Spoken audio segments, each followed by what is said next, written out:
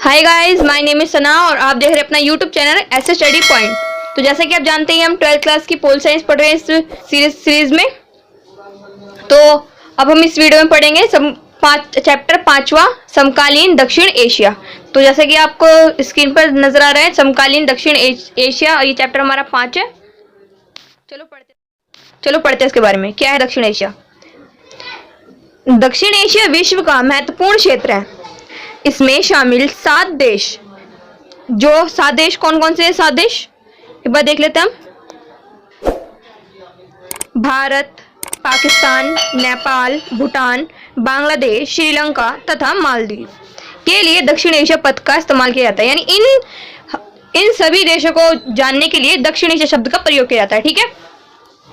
अब इसमें अफगानिस्तान और म्यांमार को भी शामिल किया जाता है, परंतु इसमें चीन को शामिल नहीं किया जाता। तो आपको ये बात याद रखनी है कि चीन दक्षिण एशिया में नहीं आता।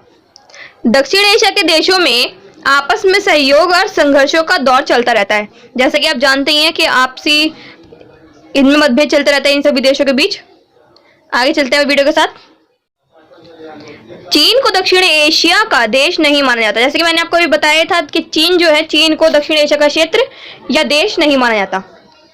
उत्तर की विशाल हिमालय पर्वत श्रृंखला, दक्षिण का हिंद महासागर और पश्चिम का अरब सागर तथा पूर्व में मौजूद बंगाल की खाड़ी दक्षिण एशिया को भौगोलिक विशिष्टता प्रदान करती है। अगर आपसे कोई पूछे कि दक्षिण एशिया की भौगोलिक विशिष्टता या भौगोलिक विशेषता बताओ, तो यही उसकी भौगोलिक विशेषता हो जाएगी।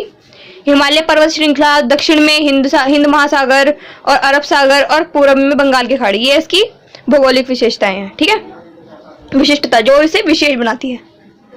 ठीक है।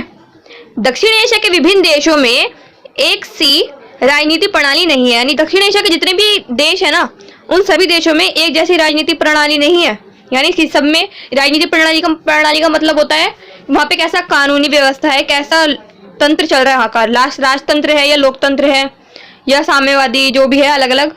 तो वहां पे सारे देशों में एक जैसी व्यवस्था नहीं है, आप भी जानते हैं। क्योंकि जैसे कि हमारा पड़ोसी देश, भारत का पड़ोसी देश पाकिस्तान और माने इधर की साइड में बांग्लादेश वगैरह में अलग अलग, भारत में एक लोकतंत्र है और बाकी सब में अलग अलग शासन है। तो इसके बारे में आगे पढ़ेंगे। चलते आगे। भारत और श्रीलंका में आजादी के बाद से लोकतंत्र है। तो ये पेपर में आ सकता है मैप वाले में, जहां पक्का लोकतंत्र है आजादी के बाद से अब तक, उस देश का नाम बताइए। तो पहला है भारत, दूसरा श्रीलंका। अगला है हमारा पाकिस्तान और बांग्लादेश में कभी लोकतंत्र और कभी सैन्य शासन रहा है। नेपाल में 2006 तक संवैधानिक राजतंत्र था और बाद में लोकतंत्र की बहाली हुई। ये आपको याद रखना है थोड़ा सा कि कौन से दक्षिण एशिया के क्षेत्र में कौन सी प्रणाली चल रही है। ये बहुत इंपॉर्टेंट है। और इसके बाद है हमारा भूटान में राजतंत्र है। तो भूटान अभी भी एक राजतंत्र है और पेपर में आता है कि एक राजतंत्र वाले देश का नाम बताइए, तो आप इसका आसानी से बता सकते हो। मालदीव सन 1968 तक सल्तनत हुआ करता था, अब यहाँ लोकतंत्र है। और आपसे ये भी पूछ सकते हैं पेपर में कि सल्तनत कौन सा देश था, तो वो मालदीव पहले सल्तनत था और अब वह एक लोकतंत्र देश है। दक्षिण एशिया के लोग लोकतंत्र को अच्छा मानते हैं और प्रतिनिधि मूलक लोकतंत्र की संस्थाओं का समर्थन करते हैं। ठीक है, प्रतिनिधि मूलक लोकतंत्र की संस्थाओं का समर्थन करते हैं। जो दक्षिण एशिया के लोग हैं ना, दक्षिण एशिया के जितने भी लोग हैं, लोकतंत्र को ही अच्छा मानते हैं और प्रतिनिधित्व मूलक भी लोकतंत्र की संस्था का ही समर्थन करते हैं वो लोग। दक्षिण एशिया के लोकतंत्र के अनुभवों से लोकतंत्र के बारे में प्रचलित यह भ्रम टूट गया है कि, कौन सा भ्रम? आप देखते हैं कौन सा भ्रम टूट गया इनका, कि लोकतंत्र सिर्फ विश्व के धनी देशों में फल फूल सकता है। तो ये धारणा बिल्कुल गलत साबित हुई है, क्योंकि भारत जैसे विशाल जनसंख्या वाले देश में भी लोकतंत्र अच्छा रहा है, जहाँ पे सुविधाएं ना के बराबर तो नहीं कहेंगे हम, ठीक ठाक है, पर विकसित नहीं है। विकासशील देश में भी ये कामदायक है लोकतंत्र, इसे हम असफल नहीं कह सकते। और भारत इसकी एक मिसाल भी है। चलिए आगे चलते हैं। अब हम पाकिस्तान के बारे में जानेंगे कि पाकिस्तान में कैसी अर्थव्यवस्था है, कैसा राजनीतिक शासन है। ठीक है, पाकिस्तान की राजनीतिक व्यवस्था में सेना बहुत प्रभावशाली है। यानी कि जो पाकिस्तानी पाकिस्तानी राजनीति है ना, उस व्यवस्था में जो सेना का शासन है वो बहुत प्रभावशाली है, इसलिए वहां अधिकतर राजनीतिक यानी लोकतंत्र की जगह सैनिक शासन रहा है। अब पढ़ते हैं इसके बारे में। यही कारण है कि यहाँ बार बार सैन्य शासन लोकतंत्र को कुचल रहा है। ऐसा ही बांग्लादेश में भी हुआ है, क्योंकि ये दोनों संघर्षों वाले देश हैं, बांग्लादेश और पाकिस्तान, तो इसलिए इनमें लोकतंत्र के बजाय लोकतंत्र के स्थान पर ये सेना को यानी सैनिक शासन को ज्यादा महत्व दिया जाता है, जिसके कारण वहां लोकतंत्र टिक नहीं पाता और वापस से सैनिक शासन आ जाता है। अगला है, अब सर्वप्रथम देश की बागडोर जनरल अयूब खान ने ली, फिर जनरल याहिया खान, तत्पश्चात जनरल जियाउल हक और 1999 में जनरल परवेज मुशर्रफ ने जनता द्वारा निर्वाचित सरकार को हटाकर सैनिक शासन की स्थापना की। तो ये तो हो गए सैनिक शासन वाले। अब हम पढ़ेंगे लोकतंत्र वाले कौन कौन से हैं, ठीक है। और आपको ये याद रखना है कि कौन कौन से हैं इसमें इंपॉर्टेंट। कुछ समय के लिए अवश्य जुल्फिकार अली भुट्टो, बेनजीर भुट्टो तथा नवाज शरीफ के नेतृत्व में पाकिस्तान में लोकतांत्रिक सरकार कार्यरत रही। जून 2013 में नवाज शरीफ के नेतृत्व में पाकिस्तान में लोकतांत्रिक सरकार की स्थापना हुई, ठीक है। 2013 में वहां पे नवाज शरीफ के नेतृत्व में यानी उनके सामने ही पाकिस्तान में लोकतंत्र की स्थापना हुई। और फिर उसके बाद क्या हुआ, 2017 में उन्हें वित्तीय भ्रष्टाचार के मामले में पाकिस्तान के सर्वोच्च न्यायालय द्वारा दोषी ठहराया गया तथा पद से हटाते हुए 10 साल की सजा का आदेश दिया गया। तो ऐसा हो रहा है पाकिस्तान में आजकल। आगे चलते हैं। जुलाई 2018 में पाकिस्तान में हुए आम चुनाव में इमरान खान के नेतृत्व में लोकतांत्रिक सरकार का गठन किया गया। इमरान खान जो अभी वर्तमान के यानी 2020 में भी वहाँ के ही प्रधानमंत्री या जो भी राष्ट्रपति वगैरह कहते हैं, प्रधानमंत्री है, पीएम।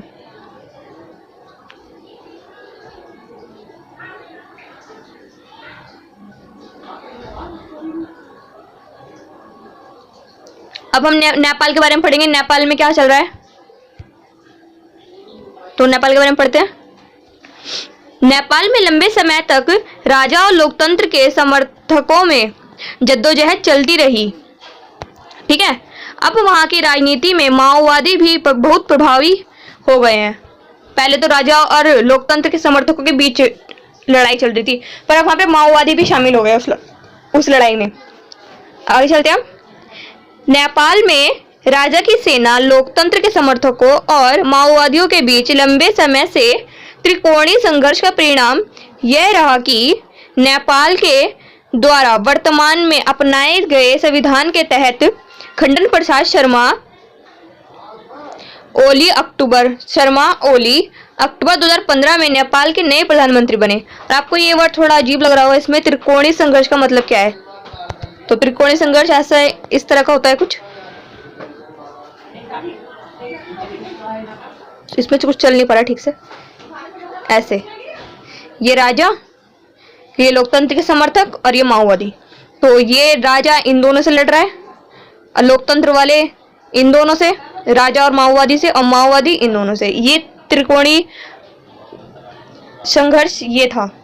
अब वहां पे जो भी है, अब जाके लोकतंत्र की बहाली हो चुकी है, वहां पे प्रधानमंत्री बन चुके हैं 2015 में। अब अभी भी शायद हो गई। आगे चलते हैं। अब हम श्रीलंका के बारे में पढ़ेंगे।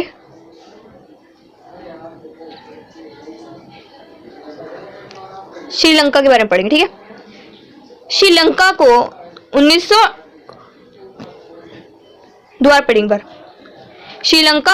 1948 में स्वतंत्रता प्राप्त हुई।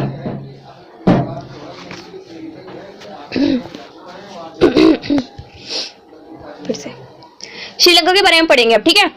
श्रीलंका को 1948 में स्वतंत्रता प्राप्त हुई, यानी कि भारत के 1 साल बाद। भारत हुआ था 1947 में और ये हुआ था 1948 में। इसके भारत के 1 साल बाद ही श्रीलंका में एक सफल लोकतंत्र और सामाजिक आर्थिक क्षेत्रों में अपनी अच्छी स्थिति के बावजूद सिंहली और तमिल समुदायों के जातीय संघर्ष का शिकार रहा है। ठीक है, सिंहली श्रीलंका के मूल निवासी थे तथा तमिल जो भारत से जाकर श्रीलंका में बस गए। ठीक है, वो बहुत अच्छा, मतलब वहाँ पे लोकतंत्र चल रहा है अच्छा खासा, और वहाँ की आर्थिक स्थिति बहुत अच्छी है, आर्थिक क्षेत्र भी अच्छे हैं। पर वहाँ की सबसे बड़ी मुश्किल है श्रीलंका की जो है वो है सिंहली और तमिल समुदाय के बीच जातीय संघर्ष चल रहा है वहाँ पे। ठीक है, इसके बारे में भी आप आगे डिटेल में पढ़ोगे। यह संघर्ष मुख्य रूप से तमिलों द्वारा श्रीलंका में अलग राष्ट्र की मांग एवं संसाधनों पर अधिकार के लिए था। वहीं दूसरी ओर सिंहली समुदाय द्वारा लगातार उनकी इस मांग का विरोध किया जाता रहा। ठीक है, आपको थोड़ा थोड़ा समझ में आ रहा होगा कि जो भारत से जाके बसे हैं लोग तमिल, और जो सिंहली लोग हैं वहाँ के क्या कहेंगे, वहाँ के जो पहले से वहाँ के निवासी हैं, पहले से ही वहाँ पे जो लगातार रह रहे हैं, उनके बीच संघर्ष चल रहा है। और जो बाद में जाके बसे हैं तमिल, वो चाहते हैं कि हमें श्रीलंका में वो जो सिंहली लोग हैं, मतलब जो वहाँ के श्रीलंका के पहले से मूल निवासी है, वो उन्हें अपने संसाधन में हकदार बनाए, भूमि में, और अलग राष्ट्र की मांग कर रहे हैं तमिल लोग, और उधर ही सिंहली लोग हैं वो उन्हें देना नहीं चाहते, तो वो लोग उनका विरोध कर रहे हैं। तो इसी बात पे लड़ाई चल रही है, दोनों की संघर्ष चल रहा है। ठीक है, मई 2009 में श्रीलंकाई सेना द्वारा लिट्टे LTTE प्रमुख प्रभाकरण के मारे जाने के पश्चात श्रीलंका में वर्षों से चले आ रहे गृहयुद्ध की समाप्ति हुई। ठीक है, लिट्टे वहां का एक तमिलों का, मतलब श्रीलंका के तमिलों, जो श्रीलंका के तमिल है ना, उनका एक आतंकवादी संगठन है लिट्टे। ठीक है, आगे चलेंगे। दक्षिण एशिया के दो बड़े देशों भारत और पाकिस्तान के आपसी संबंध शुरू से ही तनावपूर्ण है, ये तो आप पहले से जानते होंगे। इनके बारे में थोड़ी डिटेल में पढ़ते हैं। इनके बीच मैं आपको पहले इसके बारे में बताऊं थोड़ा सा। भारत और पाकिस्तान के बीच अब तक यानी 2020 तक 1947 से 2020 तक 4 युद्ध हो चुके हैं। ठीक है, और ये डेट्स आपको याद रखनी है।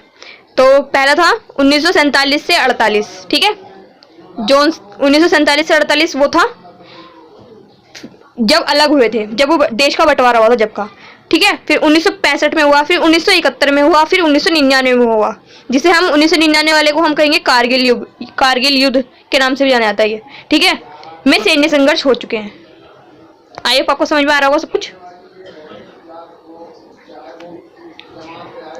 दक्षिण एशियाई देशों में भारत की एकमात्र ऐसा देश है जिसकी अन्य सभी देशों से सीमाएं लगती हैं। इसके कारण भारत के इन देशों के साथ कुछ मुद्दों पर मतभेद है, तो बहुत से क्षेत्रों में सहयोग भी है। यानी सब दक्षिण एशिया के जो 7 देश है ना, उनमें भारत ही एक अकेला ऐसा देश है जिसकी सीमाएं अपने पड़ोसी सभी देशों से लगती हैं। जैसे कि मैं आपको बना के दिखाऊं, थोड़ा सा बनाना नहीं आता।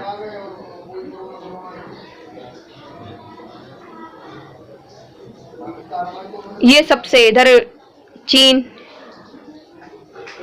बांग्लादेश, पाकिस्तान, श्रीलंका, मालदीव, भूटान, जापान, ऐसे सब कुछ है। तो इनकी सबसे सीमाएं लगती है, तो मतभेद और सहयोग चलता रहता है। ठीक है, अब हम पढ़ेंगे सार्क के बारे में कि सार्क क्या है। दक्षिण एशियाई देशों ने आपस में सहयोग के लिए सन 1985 में दक्षेश यानी SAARC, South Asian Association for Reasonable Cooperation की स्थापना की। ठीक है, इसकी आप एक बार अच्छे से फुल फॉर्म और वो याद कर लेना ताकि बाद में दिक्कत ना हो। South Asian Association for Reasonable Cooperation की स्थापना की। ठीक है, 2005 में 13वें सार्क शिखर सम्मेलन ढाका में अफगानिस्तान को सार्क में शामिल करने पर सहमति बनी। 2007 में 14वें शिखर सम्मेलन नई दिल्ली में अफगानिस्तान पहली बार सार्क सम्मेलन में शामिल हुआ। ठीक है, तो कब शामिल हुआ था? 2005 में तो सहमति बनी थी, पर 2007 में वो शिखर सम्मेलन में शामिल हो गया था। वैश्वीकरण के दौर में हुए सार्क सम्मेलनों में सम्मेलनों में जलवायु परिवर्तन, आपदा प्रबंधन एवं आतंकवाद के समाप्ति संबंधी तथा इस क्षेत्र में व्यापार एवं विकास को बढ़ावा देने हेतु कई समझौतों पर हस्ताक्षर हुए हैं। ठीक है। सार्क का 18वां शिखर सम्मेलन 26-27 नवंबर 2014 को नेपाल की राजधानी काठमांडू में संपन्न हुआ, जिसका विषय शांति एवं समृद्धि के लिए प्रतिबद्ध एकजुटता था। ठीक है। और आगे पढ़ेंगे। सार्क का 19वां सम्मेलन 2016 में इस्लामाबाद यानी पाकिस्तान में हुआ। ठीक है। परंतु उरी में आतंकवादी हमले के कारण भारत ने इस सम्मेलन का बहिष्कार किया। ठीक है। जब भारत ने बहिष्कार किया ना, तो सभी देशों ने भी कर दिया। बाकी ये यहीं से पढ़ेंगे हम, बहिष्कार कर दिया। बाद में बांग्लादेश, भूटान, श्रीलंका और मालदीव ने भी इस सम्मेलन का बहिष्कार किया। ठीक है।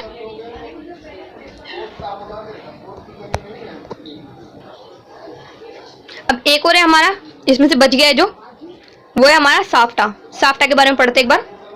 जनवरी 2004 में आयोजित 12वें शिखर सम्मेलन में सार्क देशों ने ऐतिहासिक दक्षिण एशिया मुक्त व्यापार सौदा यानी साफ्टा समझौते पर हस्ताक्षर किए। तो साफ्टा की फुल फॉर्म क्या है? दक्षिण एशियाई मुक्त व्यापार सौदा। ठीक है।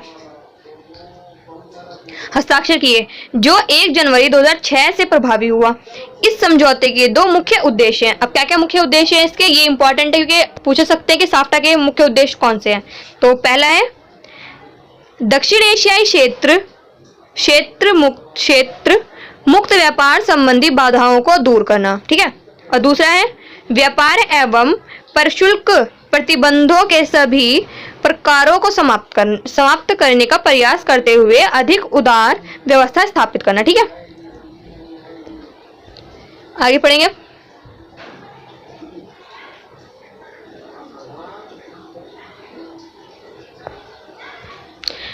भारत के अपने पड़ोसी देशों के साथ जिनमें पाकिस्तान, नेपाल, बांग्लादेश एवं श्रीलंका प्रमुख है, इनमें से यदि पाकिस्तान को छोड़ दिया जाए तो बाकी राष्ट्रों के साथ भारत के संबंध कमोबेश मधुर बने हुए हैं। ठीक है। क्योंकि भारत की पाकिस्तान से नहीं बनती है, पाकिस्तान की भारत से नहीं बनती, जो भी कह ले, इन दोनों में हमेशा संघर्ष चलता ही रहता है। कभी किसी बात को लेकर, कभी किसी बात को लेकर।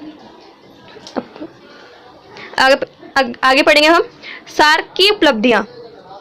भारत व पाकिस्तान के बीच तनावपूर्ण संबंधों के बावजूद भी द्विपक्षीय स्तर पर समझ और सहयोग को बढ़ावा देने के लिए छोटे देशों के लिए अभी भी उपयोगी संगठन है। ठीक है। दूसरा है साफ्टा, और साफ्टा को बनाकर व्यापार की दिशा में महत्वपूर्ण कदम उठाया है, यानी दक्षिण एशिया ने बहुत महत्वपूर्ण कदम उठाया साफ्टा को बनाकर। तीसरा है हमारा पर्यावरण, आर्थिक विकास व ऊर्जा आदि क्षेत्रों में सहयोग की बात की है। ठीक है। आगे पढ़ेंगे हम। ये BIMSTEC, bay of Bengal initiative for multi sectoral technical and economic cooperation. ठीक है। बंगाल की खाड़ी, द्वारा पढ़ेंगे एक बार। बंगाल की खाड़ी बहुक्षेत्रीय तकनीकी और आर्थिक सहयोग उपक्रम इसके सदस्य देश बांग्लादेश, भारत, बर्मा, श्रीलंका, थाईलैंड, भूटान और नेपाल हैं। ठीक है। तो इसको एक बार अच्छे से पढ़ लेना, अच्छे से याद भी कर लेना, क्योंकि थोड़ा सा अजीब सा है। वर्तमान में भारत बिम्स्टेक पर अधिक बल दे रहा है। ये जो अभी वर्तमान में भारत बिम्स्टेक पर अधिक बल दे रहा है। इसके वरिष्ठ अधिकारियों की 17वीं बैठक फरवरी 2017 में काठमांडू यानी नेपाल में आयोजित की गई।